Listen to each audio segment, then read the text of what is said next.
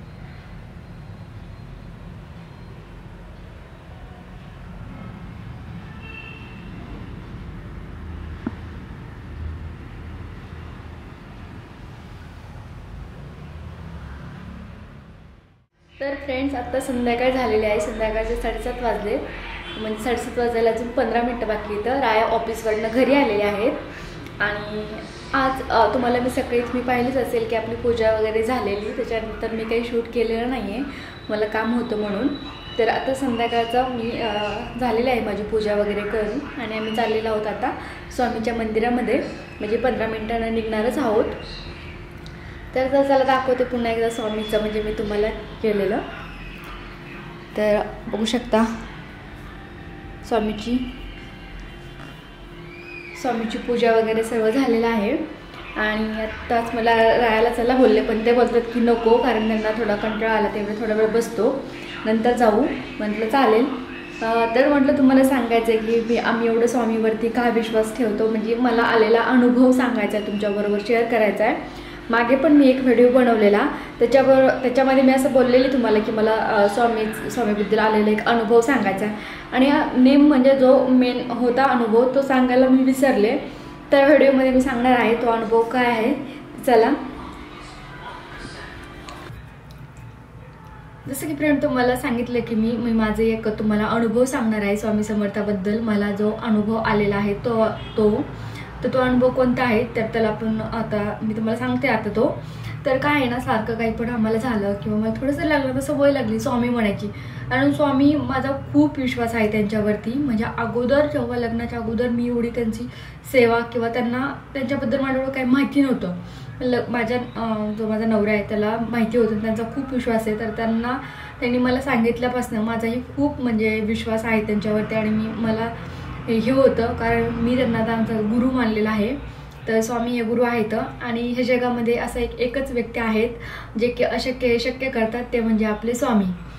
तर असं आहे स्वामीचं खूप महत्त्व आहे. मला खरं सांगायचं, जे तुम्ही कोणी हा माझा व्हिडिओ पाहत असाल आणि तुम्हाला खरंच एखाद्या गोष्ट खूप दिवसापासून तुम्हाला भेटत नसेल किंवा तुम्ही त्याच्या पाठीमागे लागलेला असाल, तर एकदा स्वामीच्या चरणी जा किंवा स्वामीला ते आपलं सांगून मनी व्हावी सांगा मनात. आणि कोणाही बद्दल कधीही मनात वाईट विचार करू नका, कारण की ते देवाला पण नाही आवडत कोणाबद्दल आपण वाईट विचार केलेले, तो भलेही आपला शत्रू असू किंवा मित्र असू. चला. तर मला आलेला अनुभव कोणता हे मला तुम्हाला सांगायचं आहे. कारण की रायांना किडनी स्टोनचा प्रॉब्लेम आहे. म्हणजे त्यांना सारखे किडनी स्टोन पडतात, पुन्हा ते तयार होतात. तर असंच एकदा झालेलं की त्यांना छोटे असताना ह्याच्या अगोदर पडून गेलेले किडनी स्टोन होतात. आणि एकदा तर खूप मोठा प्रॉब्लेम झालेला. त्यांना एकत्र त्यांच्या किडनीमध्ये 4 ते 5 स्टोन होते, आपले किडनी स्टोन. आणि म्हणजे झालं एवढं की एक स्टोन हा एवढा मोठा झालेला आकाराने की तो 10 mm झाला होता. आणि बाकीचे पण 6-5 असे होते, पण एक खूप मोठा झाला होता. त्यांना खूप त्रास होत होता. आणि ते सारखे म्हणजे जेव्हा दुखायला लागेल तेव्हा हॉस्पिटलमध्ये जावं लागायचं, एवढा भयंकर त्रास होता. ते मला सगळं पाहून मला खूप वाईट वाटत होतं. आणि म्हणजे आम्ही ठरवलेलं की आता सगळ्यांना सांगितलं की ऑपरेशन करून टाका, पडून जातात तेवढे औषधाने वगैरे, पण आम्हाला काही चान्सेस नव्हते की पडतील म्हणून. तर आम्ही ऑपरेशन करायचं ठरवलेलं. 1 महिना आम्ही अगोदर सोनोग्राफी केलेली होती, तेव्हा 10 mm होता. आणि मग फायनली आम्हाला दुसऱ्या दिवशी आम्हाला जायचं होतं सोनोग्राफी करण्यासाठी. तर म्हटलं त्याच्या अगोदर मी स्वामीकडे गेले, स्वामीच्या मंदिरामध्ये. आणि स्वामीला मी माझं सांगितलं की स्वामी अशी वेळ येऊन देऊ नका ऑपरेशन वगैरे करायची, कारण की अजून वय वगैरे त्यांचं पाहतं तर काहीच नाही आहे. आणि किडनी स्टोनलाच ऑपरेशन करायचं म्हणलं, खूप त्यांना त्रास वगैरे होईलच असं मी त्यांना म्हणलं तिथे. आणि आम्ही गेलो दुसऱ्या दिवशी, सर्व आवरलं वगैरे. ना मला माहितीच होतं की आता मला माहित होतं स्वामी काही ना काही म्हणजे उपाय सांगतीलच, काही ना काही ते मार्ग दाखवतीलच. आम्ही गेलो तिथे त्यांचं सोनोग्राफीसाठी. आणि झाली त्यांची सोनोग्राफी वगैरे. आणि पहिल्या वेळेस झाली तर चक्क तुम्हाला सांगेल तुम्ही तर असं हेच होताल, तुम्हाला आश्चर्यच वाटेल. कारण की त्यांचे 5 ते 6 किडनी स्टोन, एक 10 mm तो 1 महिन्यानंतर 12 का 13 mm झालेला असू शकतो. तो सगळे एक पण किडनीमध्ये एक पण स्टोन नव्हता त्यांच्या. तर आम्हाला वाटलं यार कसं शक्य आहे का नाही, आताच आपण सोनोग्राफी केलेली मागे आणि त्याच्यामध्ये एवढे सगळे होते, एवढा सगळा त्रास होतोय आणि कुठे गेले अचानक. आम्ही पुन्हा मग एकदा डॉक्टरांनी पुन्हा चालून वगैरे सांगितलं, पुन्हा सोनोग्राफी केली त्यांची एकदा. त्याच्यामध्ये पण खरंच एक पण किडनी स्टोन आलेला नव्हता. तर म्हणजे एवढं तेव्हापासून मला स्वामीवरती जास्त माझा हे झाले की म्हणजे किती हे. तर असा एक मला माझ्यासोबत घडलेला एक अनुभव होता. तर किडनी स्टोनचं कसं असतं, ते तयार होतात, पुन्हा पडतात, तयार होतात, पुन्हा पडतात. त्यासाठी त्या माणसाने सगळे ते त्याचे पथ्य वगैरे असतात, काय खावं काय खाऊ नये, पाणी कसं प्यावं, हे सगळं पाळायचं असतं. पण तेव्हा तो खूपच मोठा झालेला होता. तेव्हा मी स्वामीला बोललेली, तेव्हा सगळे हे झाले होते. तर हा असा माझा अनुभव होता. तर तुम्हीही कधीतरी अनुभवाल असा अनुभव, मला तरी वाटतं. आणि अजून एक आहे, तो मी तुम्हाला नंतर सांगते. तर तो पण सरप्रायझिंगच आहे सगळ्यांसाठी. चला आता आवाज देतात, तर मी आता जाते. तर आल्याच्या नंतर भेटू. आता स्वामीच्या मंदिरामध्ये चाललेलो आहोत. तिकडे प्रसाद वगैरे असेल तर तिकडेच आम्ही थोडंसं काहीतरी प्रसाद वगैरे खाऊन येणार आहोत घरी. आणि जर भूक असेल तर म्हटलं स्वयंपाक वगैरे बनव, करण्याचा कंटाळ पण आला, खूप आलाय. आणि स्वामीचा आवडता कलर येल्लो, त्याच्यामुळे ही कुर्ती मी स्पेशल त्याच्यासाठीच घेतली आहे, स्वामीच्या मंदिरात जाण्यासाठी. तर तीच घालून मी आज चाललेले आहे. तर चला. तर हे आहे स्वामीचे केंद्र. तर आमच्या या इथे खूप स्वामीचे केंद्र नाही आहे, तर आम्हाला दुसरीकडे जावं लागतं, मावशीच्या इकडे. तर आम्ही नेहमी गुरुवारी ह्याच केंद्रामध्ये जात असतो. तर खूप गर्दी होती, पण आम्ही लेट गेल्यामुळे आम्हाला लवकर दर्शन झालं. आणि हा आहे स्वामीच्या इथला प्रसाद. तर आम्ही तिथेच प्रसाद वगैरे खाल्ला आणि घरी आलोत. खूप छान होता प्रसाद. तर तुम्हाला हा व्हिडिओ कसा वाटला हे कमेंट करून नक्की सांगा. तर आपला हा व्हिडिओ आता इथे संपत आहे. तर चला, बाय.